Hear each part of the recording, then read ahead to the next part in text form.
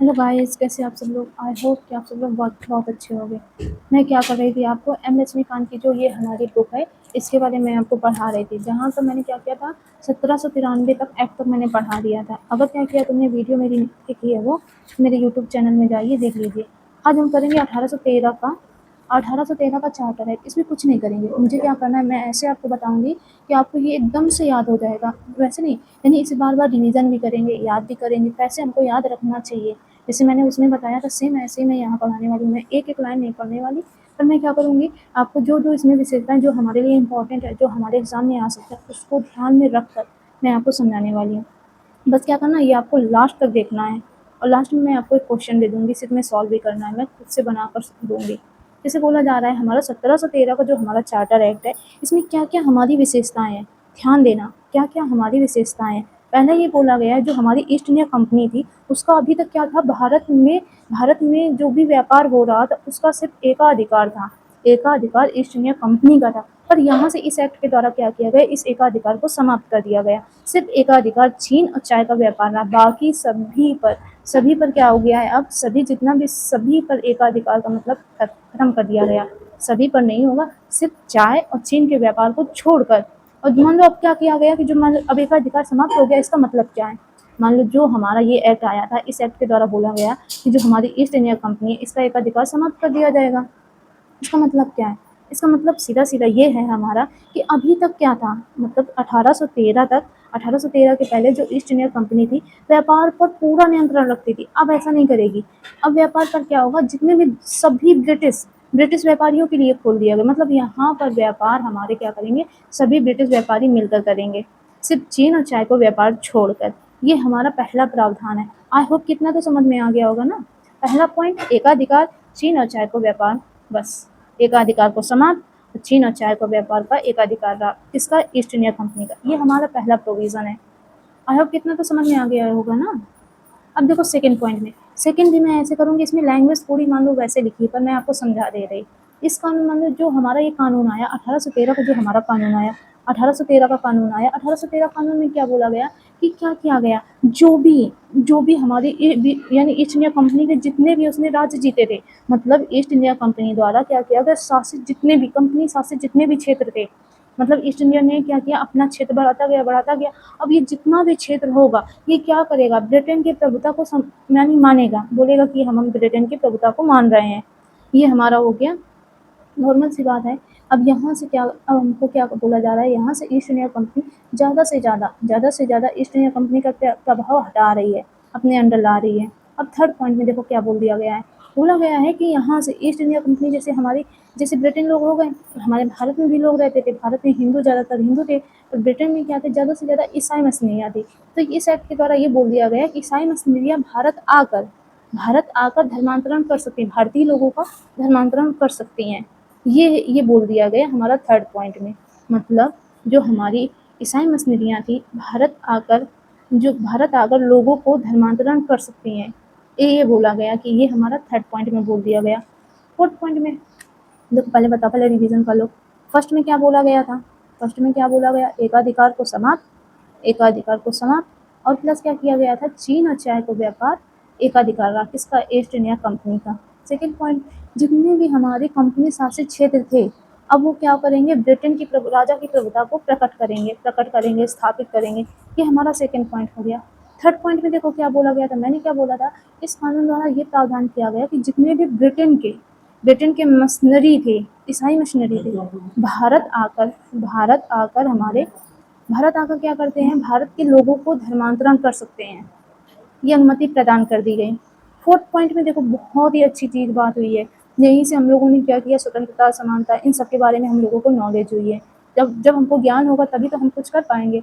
तो fourth point में क्या बोला गया कि इस कानून द्वारा क्या बोला गया कि ब्रिटिश इलाके जितने भी होंगे, मतलब ब्रिटिश लोग आकर भारतीय लोगों को पश्चिमी शिक्षा दे सकते हैं, पश्चिमी शिक्षा का प्रचार प्रसार करें। ये बोला गया कि वहाँ से ब्रिटेन के लोगों को बुलाया गया, फिर इसके बाद बोला गया तुम क्या करो कि भारतीय लोगों को पश्चिमी शिक्षा दो। ये हमारा फोर्थ पॉइंट में हो गया। फिफ्थ पॉइंट में कुछ भी नहीं बोला गया है। यहाँ से क्या किया गया, जितने भी स्थानीय सरकार थे, जितने भी हमारे भारत के स्थानीय सरकार थे, उनसे क्या किया गया, अब वो लोग टैक्स लेंगे। स्थानीय सरकारों से क्या करेंगे, जो भी स्थानीय सरकार होंगे वहाँ पर लोग रहेंगे, उनसे क्या करेंगे, टैक्स लेंगे। अगर वो टैक्स नहीं दे पाएंगे, भुगतान नहीं कर पाएंगे, तो उन्हें दंड दिया जाएगा। ये हमारा 5th पॉइंट हो गया। देखो मैंने कितना आराम से आपको मैंने अच्छे से समझा दिया है। मैं आपको एक बार फिर से अच्छे से रिवीजन करा दे रही। ठीक है, पहला, इस कानून द्वारा क्या किया गया, कंपनी में जितना भी अभी तक एकाधिकार ईस्ट इंडिया कंपनी का चल रहा था, उसको समाप्त कर दिया गया। सिर्फ चीन और चाय को व्यापार को छोड़कर एकाधिकार यहाँ से समाप्त कर दिया गया। अब ये सभी ब्रिटिश व्यापारियों के लिए खोल दिया गया, कहाँ, इंडिया का व्यापार। सेकंड पॉइंट में मैंने कुछ भी नहीं तुम्हें बताया। मैंने सेकंड पॉइंट में ये बताया कि जो भी हमारे जितने भी हमारे कंपनी शासित जितने भी क्षेत्र थे, मान लो इंडिया का जितना भी पार्ट ईस्ट इंडिया कंपनी ने जीता, अब वो लोग क्या करेंगे कि जो भी हमारे ब्रिटेन के राजा की प्रभुता को प्रकट करेंगे, मतलब राजा की प्रभुता को मानेंगे, और उन्हें स्थापित भी करेंगे। और थर्ड पॉइंट में हमारा कुछ भी नहीं बोला गया। थर्ड पॉइंट में ये बोल दिया गया, जो हमारे ईसाई मशीनरी आएंगे, ईसाई मशीनरी भारत आकर भारतीय लोगों का धर्मांतरण करेंगे, भारतीय लोगों का धर्मांतरण कर सकते हैं, इसकी अनुमति दे दी गई। थर्ड पॉइंट में ये है हमारा। फोर्थ पॉइंट में कुछ भी नहीं है। फोर्थ पॉइंट में हमारा कुछ भी नहीं बताया गया, बस इतना बताया गया है कि भारत के जो ब्रिटिश मतलब जो भी ब्रिटिश के लोग हैं, यहाँ पर भारतीय लोगों को शिक्षा का देंगे, मतलब प्रचार प्रसार करेंगे पश्चिमी शिक्षा का।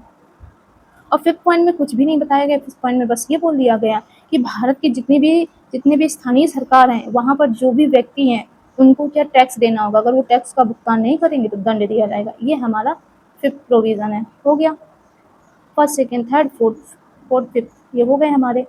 ये हमारा 1813 का चार्टर एक्ट के बारे में मैंने बता दिया आपको। इतना आपको शायद समझ में आ गया होगा। मैं तो मानती हूँ कि हाँ, आ गया होगा, क्योंकि इसमें है ही क्या, बस एकाधिकार और राजा की प्रभुता, ईसाई मशीनरी और पश्चिमी शिक्षा और स्थानीय सरकारों से कर। बस फिर पॉइंट 5 ही हैं, तो 5 की पॉइंट मैंने लर्न कर लिए। एकाधिकार और जो राजा की प्रभुता, ईसाई मशीनरी और हमारे पश्चिमी शिक्षा का प्रचार प्रसार, और जो हमारा कर एक हो गया स्थानीय सरकारों से। बस हो गया, ये हमारा 1813 का चार्टर एक्ट हो गया। आपको याद भी हो गया होगा। मुझे तो देखो हो गया, मेरे माइंड में यानी एकदम से छप गया है, ऐसे जानो 1813 का चार्टर एक्ट एकदम से छप गया है। अब हम देखो, अब क्या करेंगे, 1833 का अधिनियम पढ़ने वाले हैं। 1833 का अधिनियम पढ़ेंगे, ये हमारा फर्स्ट हो गया। अब इसी में क्या करेंगे, 1833 का चार्टर एक्ट पढ़ने वाले, 1853 का भी चार्टर एक्ट इसी में पढ़ लेंगे, ज़्यादा कुछ नहीं। 1833 का चार्टर एक्ट, यहाँ से बोला गया है कि यहाँ से क्या किया गया कि जो भी हमारे यहाँ से केंद्रीकरण की और नींव मजबूत हुई है। अब इसकी क्या क्या हमारी विशेषताएं हैं, इसके बारे में आपको बता दे रही अच्छे से। मैंने आपको बताया था जो 1773 का हमारा चार्टर एक्ट था, 1773 का रेगुलेटिंग एक्ट था, जो हमारे बंगाल के गवर्नर थे, यानी बंगाल का गवर्नर जनरल कर दिया गया था। ये तो याद ही होगा ना, कि ये भूले नहीं होंगे ना, याद था। हाँ भाई, क्यों नहीं याद होगा। हाँ, तो ये तो याद ही होगा।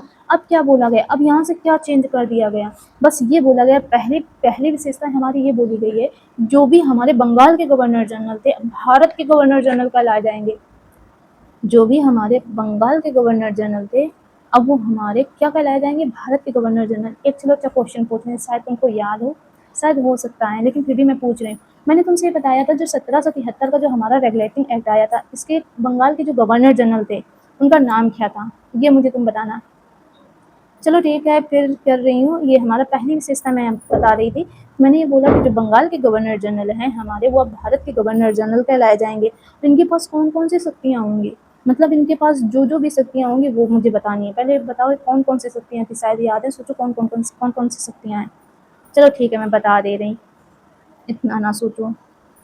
जैसे बोला जा रहा है कि जो भी हमारे जितने भी हमारे सभी नागरिक हो गए, भारत के जितने भी नागरिक हो गए, और जो भी सैन्य शक्तियाँ हो गई, वो हमारे भारत के गवर्नर जनरल के अधीन होंगे।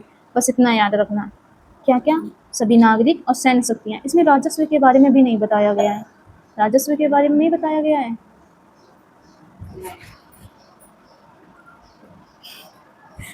ठीक है,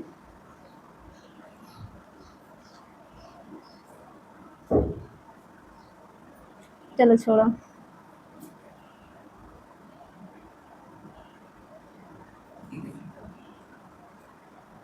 चलो मैं अच्छा फिर से बता दे रही, ठीक है। मैंने तुमसे बोला इसमें पहला प्रोविज़न हमारा क्या है, जो भी हमारे भारत मतलब मान लो जो भी हमारे बंगाल के गवर्नर जनरल थे, अब वो भारत के गवर्नर जनरल कहलाए जाएँगे। अब इनके पास कौन से पावर होंगे? तुमको लगता है इनके पास कौन से पावर होंगे? मैंने तुमको बता दिया, मतलब भारत के जितने भी नागरिक होंगे, सैन्य मामले, इन सभी की शक्तियाँ भारत के गवर्नर जनरल के अंडर होंगे। ये बोला जा रहा है कि पहली बार इस अधिनियम के द्वारा क्या गया, पहली बार एक ऐसी सरकार का निर्माण किया गया, कैसी सरकार का निर्माण किया गया जिसका ब्रिटिश कब्जे वाला संपूर्ण भारतीय क्षेत्र पर पूर्ण नियंत्रण, मतलब ये बोला जा रहा है पहली बार ऐसी सरकार का बनाया गया, पहली बार ऐसी सरकार बनाई गई जो ब्रिटिश का पूरा नियंत्रण था, एक नहीं पूरा का पूरा नियंत्रण था, मतलब कोई भी चीज़ हो ब्रिटिश जो बोलेगी, ब्रिटिश की जो संसद बोलेगी वही किया जाएगा, संपूर्ण नियंत्रण था। ये हमारा हो गया फर्स्ट प्रोविज़न। अब मैं तुमसे इसमें से एक चीज़ पूछ रही हूँ, जो हमारे भारत के गवर्नर जनरल हैं, भारत के गवर्नर जनरल का नाम क्या है? एक तो मैंने पूछा था कि तुमसे कि बंगाल के जो हमारे गवर्नर जनरल हैं उनका नाम क्या था? दूसरा मैंने तुमसे पूछा जो हमारे भारत के गवर्नर जनरल है उनका नाम क्या रखा गया? मैं भारत के गवर्नर जनरल का नाम बता दे रही, उनका नाम था विलियम बेंटिक, ये नाम था हमारा। देखो आंखें बंद करो, पहला प्रोविज़न क्या था हमारे बंगाल के जो गवर्नर जनरल थे हमारे, अब वो भारत के गवर्नर जनरल कहलाए जाएंगे। जिनके पास पावर कौन सी होंगी, मतलब जितने भी भारतीय नागरिक मतलब जितने भी सभी नागरिक, इंडिया के सभी नागरिक और सैन्य शक्तियाँ वो सभी किनके पास होंगी, हमारे भारत के गवर्नर जनरल के पास होंगी। मैंने ये भी बताया कि पहली बार एक ऐसी सरकार का निर्माण किया गया जो ब्रिटिश कब्जे वाले संपूर्ण भारतीय क्षेत्र पूर्ण नियंत्रण ब्रिटिश सरकार का था। ये हो गया हमारा पहला प्रोविज़न। अब सेकंड प्रोविज़न की बात करते हैं, ठीक है। सेकंड प्रोविज़न में कुछ भी नहीं है, मैंने तुमको एक चीज़ बताया था, जो हमारा 1773 का रेगुलेटिंग एक्ट आया था उसमें केंद्रीय प्रशासन की नींव रखी गई थी, केंद्रीकृत प्रशासन की नींव रखी गई थी। केंद्रीकरण का मतलब होता है एक जगह आना, केंद्रीकरण का मतलब मान लो पावर एक के पास हो जाए, बाकी सभी के पास पावर ना दी जाए।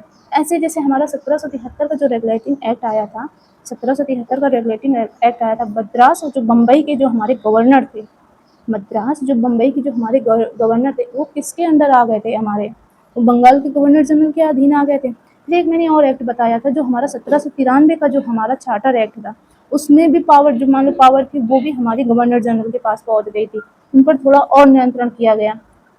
और जो 1833 का आया है इसमें तो क्या किया कि यानी जो विधायक इसको पूरी तरीके से कोई कानून नहीं बना सकते, जो हमारे मद्रास जो भी हमारे बम्बई के जितने लोग हैं वो कोई भी नियंत्रण नहीं बना, मतलब कोई भी रूल रेगुलेशन नहीं बना सकते हैं, उनको वंचित कर दिया, विधायिका से वंचित कर दिया गया।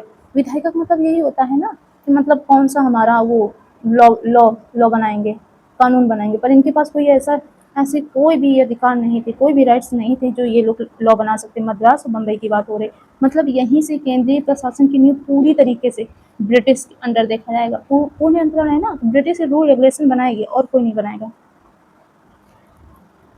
ये हमारा सेकंड पॉइंट के बारे में बता रही थी। एक चीज़ और बोला गया है, मतलब जो हमारा 1833 का जो चार्टर एक्ट आया था इसके पहले जितने भी लॉ आते थे, जितने भी कानून आते थे उसे पहले नियामक बोलते थे। नियामक का मतलब रेगुलेशन, जैसे हमारा 1773 का अधिनियम आया था, रेगुलेटिंग एक्ट आया था, उसे रेगुलेशन बोला जाएगा, रेगुलेशन मतलब इसके आगे जितने भी हमारे लॉ आए हैं वो सारे नियामक बोले जाएंगे। और जो 1833 के बाद में जितने भी एक्ट आएंगे ब्रिटिश सरकार के द्वारा, जितने भी एक्ट आएंगे उन्हें एक्ट बोला जाएगा। लाइट चली गई।